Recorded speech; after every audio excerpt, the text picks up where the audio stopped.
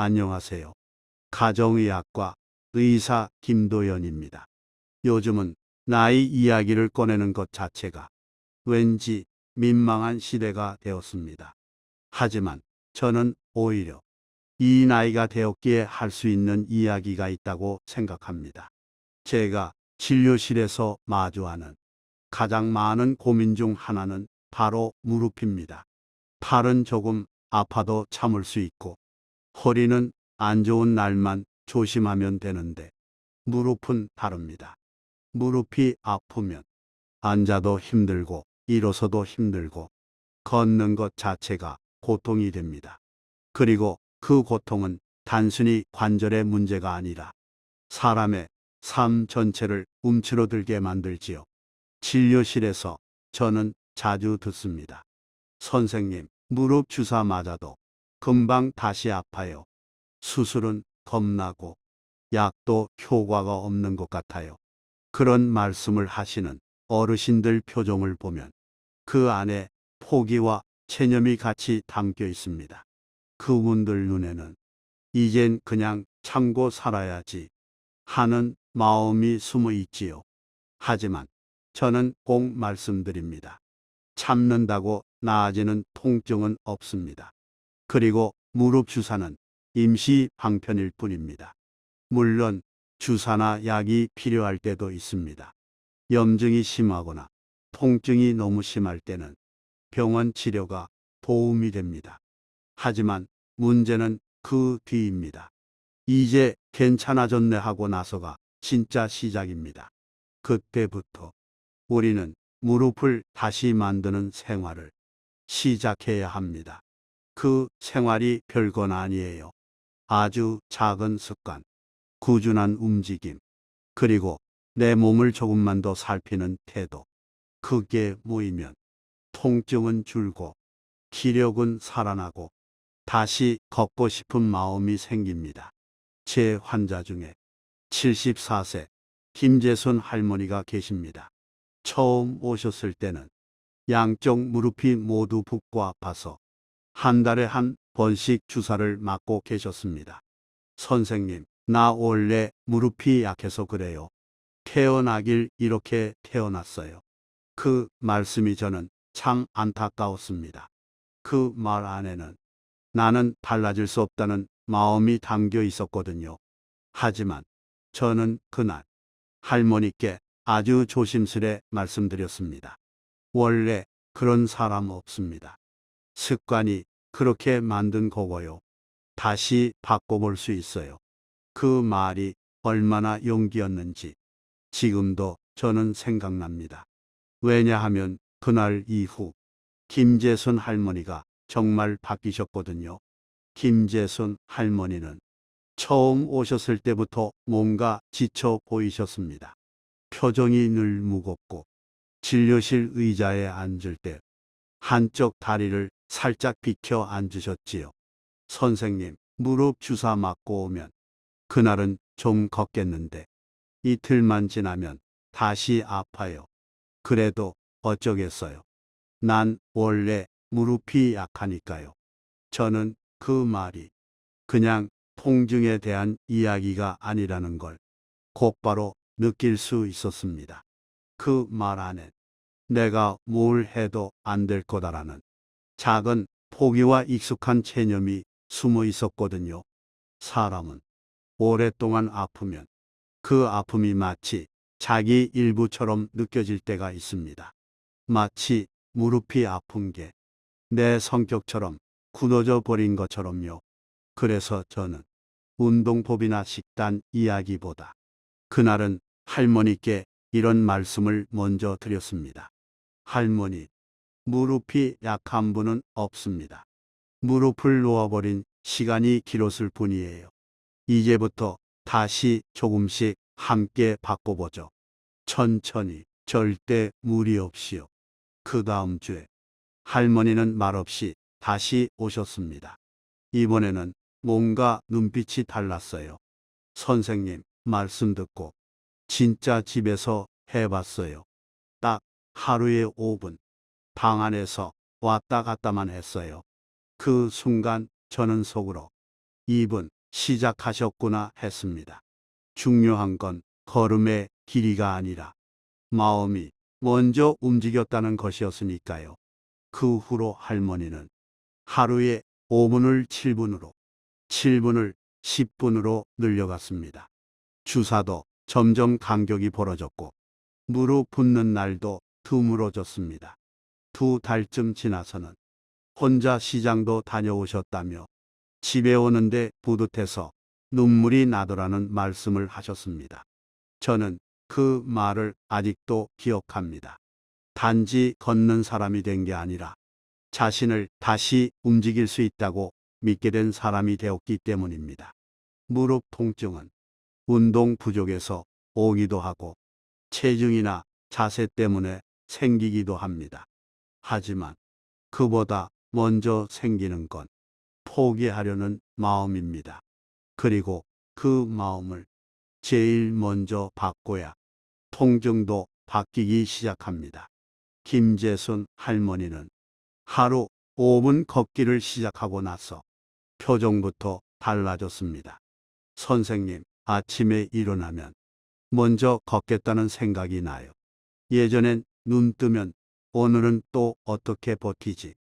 였는데요. 그 말씀을 듣고 저는 이분은 지금 무릎이 아니라 하루 전체를 다시 움직이기 시작하셨구나 생각했습니다. 그리고 어느 날 할머니가 이런 이야기를 하셨어요. 걷기만으로는 아쉬워서 내가 따로 몸풀기 습관을 하나 만들었어요. 처음엔 반신반의했는데 정말 몸이 가볍고 무릎도 덜 뻣뻣해졌다고 하셨죠. 그렇게 만들어진 할머니의 루틴은 아주 단순했지만 생활 속에서 무릎을 살리는 핵심들이 그대로 들어 있었습니다. 첫째, 아침 따뜻한 물 한 컵 플러스 무릎 돌리기 1분. 할머니는 일어나자마자 따뜻한 물 한 컵을 드시고 의자에 앉아 무릎을 천천히 돌렸습니다. 시계 방향 10번, 반대 방향 10번. 무릎을 움직이는 게 아니라 개우는 일처럼 시작하신 거죠. 이게 의외로 아주 효과가 좋았습니다. 관절은 자는 동안 굳기 때문에 아침에 첫 움직임이 하루 통증을 결정짓기도 하거든요. 둘째, 식사 후 방 안 걷기 5분. 식사하고 나면 눕기 쉬운데 할머니는 일부러 그 시간을 활용하셨습니다. 식탁 정리하고 손 씻고 바로 5분 거실을 천천히 왕복하면서 지금 나는 소화도 시키고 무릎도 움직이는 중이야 하고 스스로에게 말해주셨대요. 이게 그분만의 리듬이 된 거죠. 약을 챙기듯 걷는 것도 챙긴 겁니다. 셋째, 저녁 조격 10분. 무릎 통증이 심했던 날 할머니는 대야에 뜨끈한 물을 받아 2다리를 담그셨다고 합니다. 거기에 소금 조금, 손수건 하나 무릎 위에 얹고 나 오늘 수고 많았어 하면서 계셨대요. 그렇게 무릎이 풀리면 잠도 잘 오고 아침에 덜 붓고 덜 아팠다고 하셨습니다. 이 3가지 루틴 전혀 어려운 게 없습니다. 돈도 들지 않고 몸을 무리하게 혹사시키지도 않지요. 하지만 꾸준히 하다 보면 몸이 다시 기억합니다. 나는 움직일 수 있는 사람이다.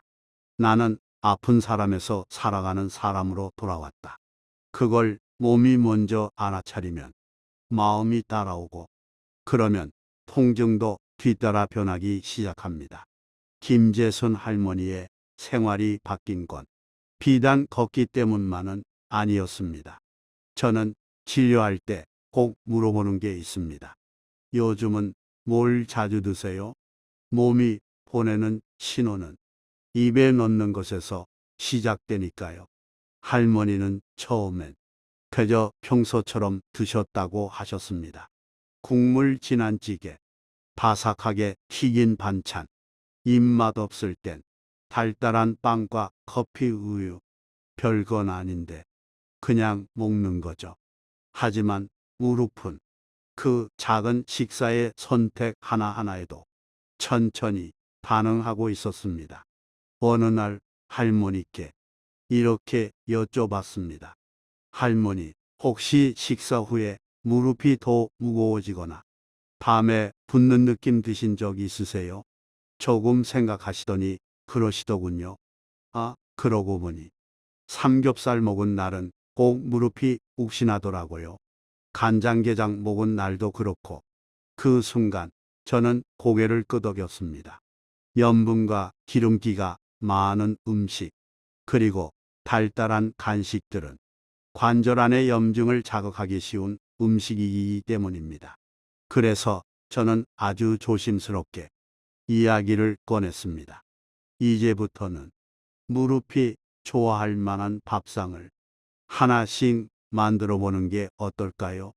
그렇게 해서 할머니의 식탁에 몇 가지 조용한 변화가 생기기 시작했습니다. 첫 번째, 국물은 맑게, 짠맛은 줄이고 진한 찌개 대신 맑은 된장국이나 다시마, 우린 물에 채소를 넣어 끓이게 했습니다.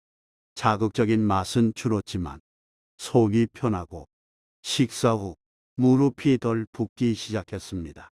두 번째, 흰빵 대신 고구마 반쪽. 아침 식사로 입맛 없을 때 먹던 빵 대신 쪄놓은 고구마를 반쪽씩 드셨습니다. 당은 천천히 오르고 포만감은 오래가고 무릎도 하루를 덜 무겁게 시작했습니다. 세 번째, 무릎이 좋아하는 콩과 생선, 고기는 줄이고 대신 콩자반, 두부, 고등어 한 토막이 식탁에 자주 올라왔습니다. 기름지지 않고 염증을 줄여주고 오래 씹어야 하니까 소화도 잘 됐지요. 할머니가 하신 말이 아직도 귀에 남습니다. 선생님, 밥상이 가벼워지니까 다리가 덜 무거워졌어요. 이 말은 단순한 느낌이 아니었습니다. 무릎 속에 쌓이던 염증이 잦아들고 붓기가 줄고 관절 주변 순환이 나아졌다는 신호였던 거지요. 그리고 무엇보다도 그 식단을 할머니 스스로 챙기셨다는 것. 그게 저는 제일 감동이었습니다.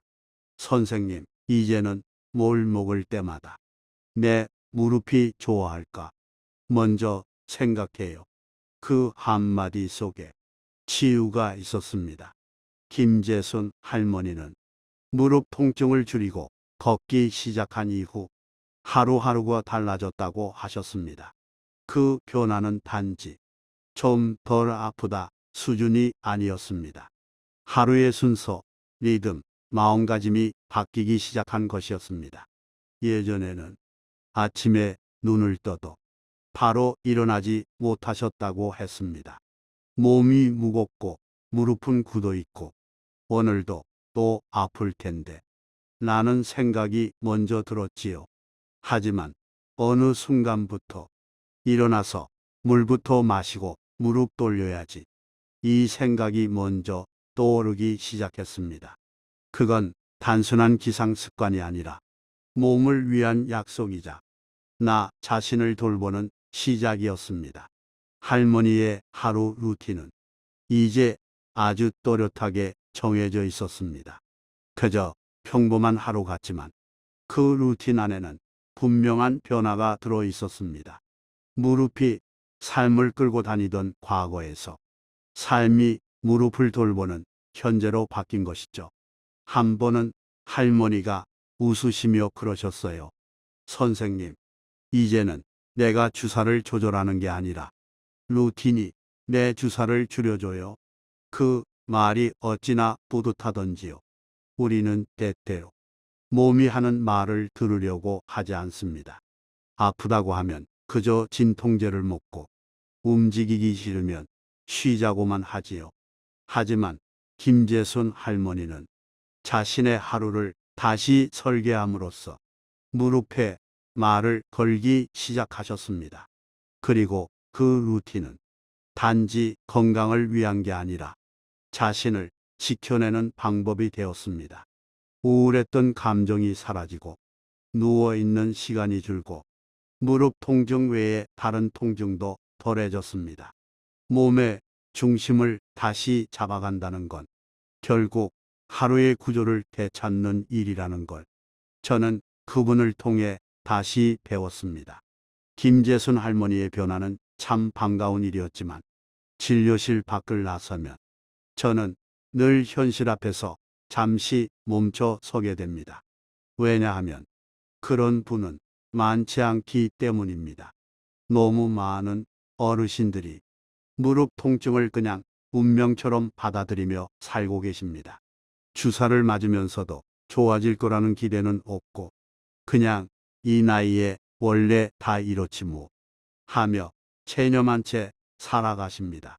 그건 단지 몸의 문제만은 아닙니다. 저는 이게 삶의 고립이라고 느낍니다. 한국에서 65세 이상 어르신 중 관절 통증을 겪는 분은 60%가 넘습니다. 그 중에서도 무릎 통증이 가장 많고 가장 오래 가고 가장 쉽게 고립을 만들어냅니다. 아프면 안 나가게 됩니다. 안 나가면 사람을 덜 만나게 됩니다. 사람을 덜 만나면 마음이 움츠러들고 움츠러들면 더 안 움직이게 됩니다. 이 고리는 아주 조용하게 그리고 아주 무섭게 노인의 일상을 닫아버립니다. 그런데 놀랍게도 그 고리를 끊는 시작은 걷는 일, 앉는 무릎을 돌리는 일, 족욕을 하며 내 다리를 쓰다듬는 일에서 시작됩니다. 무릎 건강은 그저 걷고 못 걷고의 문제가 아닙니다. 그건 내가 세상과 어떻게 연결되어 있는가의 문제이기도 합니다. 한 어르신은 이렇게 말씀하셨어요. 나는 무릎이 아픈 게 서러운 게 아니고 아프다고 말할 데가 없는 게 더 서러워요. 그 말을 듣고 저는 마음이 오래도록 아팠습니다. 그래서 오늘 이 이야기를 하고 있는 겁니다. 무릎 통증은 개인의 문제가 아닙니다. 그건 지금 한국 사회가 함께 껴안고 있는 노화의 현상이고 돌봄의 사각지대이고 고요한 단절의 신호입니다. 김재순 할머니처럼 자신의 하루를 다시 세워가는 분들이 조금씩 늘어난다면 그건 단지 건강이 좋아졌다는 이야기가 아닐 겁니다. 다시 움직일 수 있다는 믿음이 생겼다는 이야기고 다시 삶의 중심에 자신을 놓았다는 의미일 겁니다. 그리고 그 흐름은 혼자가 아닌 함께로 나아가는 첫걸음이 될 겁니다. 선생님, 예전에는 덜 아프기만 해도 좋겠다 싶었는데요. 요즘은 그보다 그냥 살아있는 기분이 들어요. 김재순 할머니가 진료실 문을 열며 그렇게 말씀하셨을 때 저는 잠시 말을 잊었습니다. 그 말은 단순한 건강 보고가 아니었습니다. 그건 삶에 대한 감각이 되돌아왔다는 뜻이었습니다. 통증이 줄어들면 우리는 그만큼 편해지지만 그 이상으로 중요한 건 다시 살고 싶다는 마음이 생기는 것입니다. 몸이 나아지면 생각이 바뀌고 생각이 바뀌면 세상을 바라보는 눈빛이 달라집니다. 김재순 할머니는 요즘 다시 시장에 가신답니다. 무거운 건 못 들지만 조금씩 천천히 둘러보는 재미가 있어요. 그 한마디 속엔 작은 자존감이 묻어납니다. 또 동네 경로당에도 가시기 시작했습니다. 앉아 있다가도 한 바퀴 걷고 와요. 전에처럼 한참 앉아만 있진 않아요. 예전엔 아파서 못 움직였지만 지금은 움직이지 않으면 허전하다고 하시더군요. 그건 회복을 넘어서 삶의 주도권을 다시 쥐게 된 사람만이 하는 말입니다. 할머니의 표정이 예전보다 훨씬 부드러워졌습니다. 웃는 주름이 더 깊어졌고 말할 때 눈을 마주치는 시간이 길어졌습니다. 사람은 아플 때 눈빛이 흔들리고 표정이 얼어붙습니다. 하지만 건강이 회복되면 몸보다 먼저 마음이 펴집니다. 그건 약으로는 절대 줄 수 없는 변화입니다. 이제 할머니는 오늘 뭐 하면 좋을까를 생각하십니다. 오늘 어떻게 견디나가 아니라 오늘 뭘 해볼까를 떠올리게 된 거죠. 그건 아프지 않은 사람이 아니라 더 살아있는 사람의 하루입니다. 무릎 통증을 줄인다는 건 곧 걷는 몸만 되찾는 게 아니라 살고 싶은 마음을 되찾는 일입니다. 김재순 할머니는 이제 주사 일정 대신 자기 일정을 먼저 챙깁니다. 오늘 몇 시에 걷고 무엇을 해먹고 어디를 가볼지 스스로 정하십니다. 그렇게 하루를 그려가는 분을 보면서 저는 늘 스스로에게 되묻습니다. 나는 지금 잘 살고 있는가? 김재순 할머니의 이야기는 사실 아주 특별한 이야기는 아닙니다. 누구나 겪을 수 있는 평범한 통증, 그리고 누구나 지나칠 수 있는 체념에서 조용히 시작된 변화였습니다. 그런데 그 변화가 할머니의 하루를 바꾸고 표정을 바꾸고 삶을 다시 펴주었습니다. 처음엔 걷지 못했지만 이젠 걷지 않으면 허전하다고 하십니다. 처음엔 통증을 참는 게 일상이었지만 지금은 하루를 설계하는 게 일상이 되었습니다. 그건 무릎만 회복된 게 아닙니다. 그 사람의 인생이 다시 중심을 잡은 것입니다. 무릎 통증은 많은 분들에게 작지만 끈질긴 절망입니다. 오늘도 참아야지. 오늘도 못 걸어야지. 오늘도 누군가의 도움을 받아야지.